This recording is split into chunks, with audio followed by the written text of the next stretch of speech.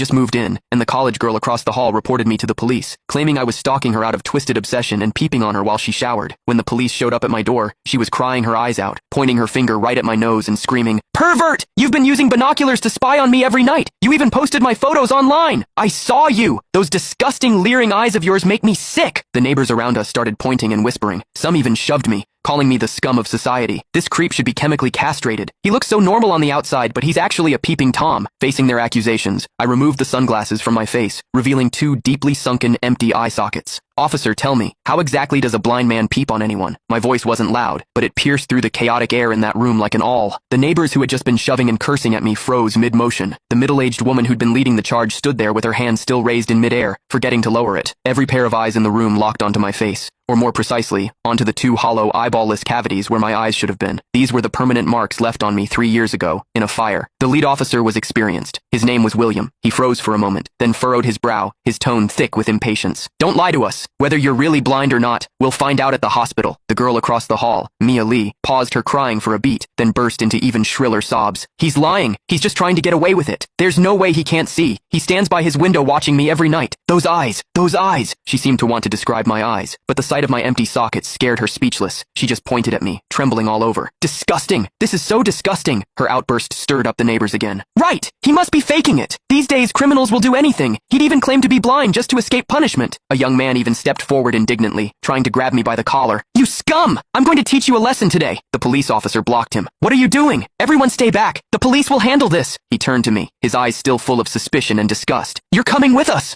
I didn't resist. I calmly held out both hands. Cold metal touched my wrists. Two younger officers flanked me on either side and led me toward the elevator. Behind me, Mia's crying mixed with the neighbors' curses into a chaotic din. "Scum of society! Get out of our community! Hope you rot in prison!" I could see the righteous expressions on their faces. I could also hear the pleasure in their voices as they trampled me into the mud. I stepped into the elevator. The metal doors slowly closed, cutting off the noise from outside. One of the younger officers, probably new to the job, couldn't help but ask me quietly, Are you really blind?" I tugged at the corner of my mouth but didn't answer. The other officer patted his shoulder, signaling him to keep quiet. But I knew that in their minds, the scales had already tipped completely in favor of that tearful young girl. After all, it was a young, pretty, pitiful college student on one side, and on the other, a suspicious man living alone, wearing sunglasses. In their eyes, it was crystal clear who was the victim and who was the perpetrator. What they didn't know was this. Sometimes, what the eyes see is the biggest lie of all. And I, a blind man, had seen something that none of them had. For instance, when Mia accused me, her heartbeat was steady, without a single ripple of genuine emotion. The interrogation room at the police station was harshly lit by fluorescent lights, and the air smelled faintly of mildew. I sat on a cold metal chair. Across from me were William and a female officer taking notes. "Name?"